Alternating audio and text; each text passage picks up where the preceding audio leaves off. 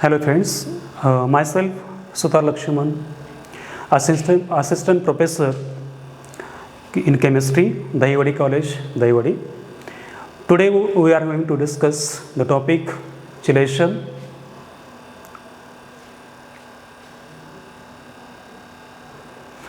The content of this topic, these are the introduction about the chelation, definition of ligand, requirement of ligand, types of ligand, and the chelating agent or chelating ligand.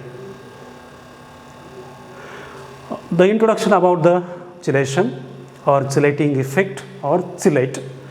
The metal chelate have wide application in various fields such as detergent, medicine, enzyme deactivators, and antioxidant, dyeing process, water softening, chemical analysis, and food preservations. These are the applications of metal chelate or chelating agent.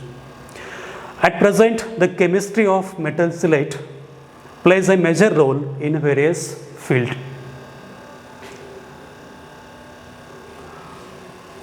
Next is the introduction about the ligand. What is meant by ligand? Ligand is a donor group or donor atom or molecule which can donate a lone pair of electron to the central metal ion or atom to formation of a coordination compound or complex. So it is known as a ligand. Ligands can be anions, cations, or neutral molecules. Ligands acts as a Lewis base because of they donate lone pair of electrons to the central metal ion, and the central metal ion acts as a Lewis acid because of they accept electron pair from a donor site.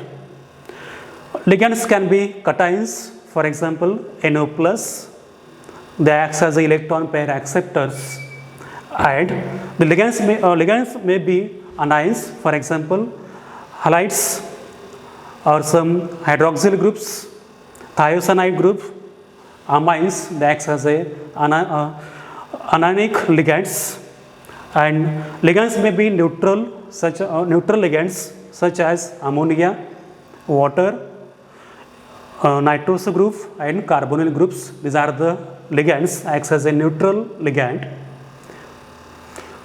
Requirement of ligands. What are the requirement of ligands? The some molecules or ions acts as a ligand. They having some requirement. They act as a ligand or a ligand chelating agent. The first requirement is ligand should have at least one lone pair of electrons. That is a essential requirement for the molecule acts as a ligand. Number second, they should have capacity to donate lone pair of electron to the central metal atom or ion to formation of a coordination complex or coordination compound. These are the two requirements of ligands.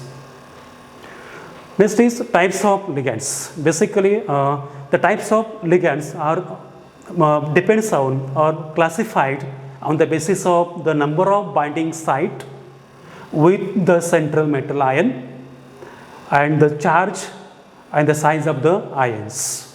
Ligands are classified on the basis of the size of the ions, the charge of the ions, and the number of binding sites. Basically, there are three types of ligands. First one is monodentate. It is also known as unidentate ligand. They having only one donor site, so it is known as monodentate ligand. Number second, bidentate. The ligand have two donor sites. They can form the bond in two different ways. So it is known as bidentate ligand. Number third one is polydentate. They having a more than two donor sites. So it is known as polydentate ligands. The first is monodentate ligand. These are the ligands. They can form bond with the central metal ion at only one site. So it is known as monodentate, or it is also defined in another way. They can donate only one lone pair of electron to the central metal ion and to formation of a corresponding metal complex or coordination compound. For example, halide ions, ammonia, water, etc. These are the molecules or ions acts as a monodentate because of they are having only one donor site. Because in case of halides they contain lone pair of electrons, and in case of ammonia they contain only one lone pair of electrons.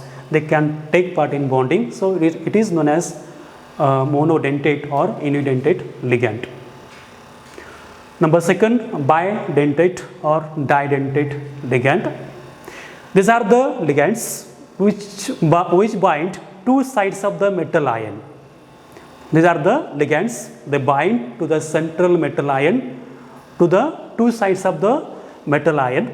That means the bidentate ligands, these are acts as a Lewis base because they donate the lone pair of electrons to the central metal ion to form a coordination compound. So the bidentate ligands are often referred as chelating agents because the bidentate or polydentate ligands they act as a chelating agent because they formation of a cyclic compound or heterocyclic ring. For example, ethylene diamine, that molecule acts as a bidentate because in case of ethylene diamine there are two nitrogen groups, nitrogen groups, they act as a bidentate. A single molecule of ethylene diamine can form two bonds to the central metal ion. Number third one is polydentate ligand. The polydentate ligand having more than two donor sites, they are take part in bond formation in different ways to the central metal atom.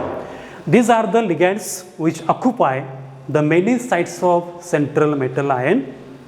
For example, EDTA, ethylene diamine tetraacetic acid, dimethyl glyoxime, these are the molecules that act as a polydentate because they contain more than two donor sites. They are take part in bond formation in coordination compound. The chelating agent or chelating ligand.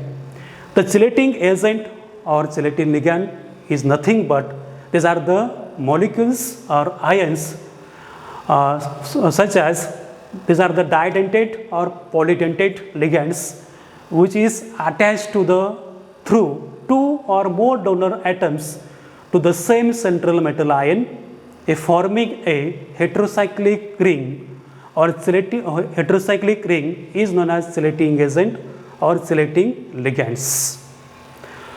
For example, ethylene diamine, dimethyl glyoximes and EDTA, these are the molecules that act as a chelating agent or chelating ligands because of they having a tendency to formation of heterocyclic ring to the around the metal atom because of they having a more than two donor sites. So these are the molecules are known as chelating agent or chelating ligands. Next is the requirement of chelate formation. There are some requirement the molecule or ligands that acts as a chelating agent or chelate formation process. The first requirement is that the chelate should have donor atom which can easily donate the lone pair of electrons to the central metal ion to formation of a corresponding a metal complex or coordination compound. That is the first essential requirement for chelate formation process because there is because the some molecule having there is no donor sites or donating electrons at that time. Such types of molecule which cannot be formed a complex molecules. Number second requirement is the chelating agent must contain donor group which facilitate the formation of stable ring. This is a second requirement of chelate formation process because that is, for example, amine group, imine, oxime group, carboxylic group, sulfonic acid group, hydroxyl group and thiol groups. These are the molecules that act as a chelating agent or in a chelate formation process. And number third requirement is the essentially heterocyclic ring between the chelating agent and metal should be formed. That is the third requirement. The formation of a heterocyclic ring, that is a third requirement for chelate formation process.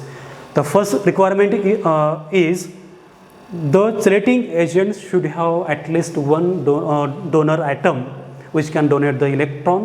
Number second requirement is they contain a donor site or donor group. And number third requirement is the ligand having a tendency to form a heterocyclic ring. These are the three requirements for chelate formation process. Thank you.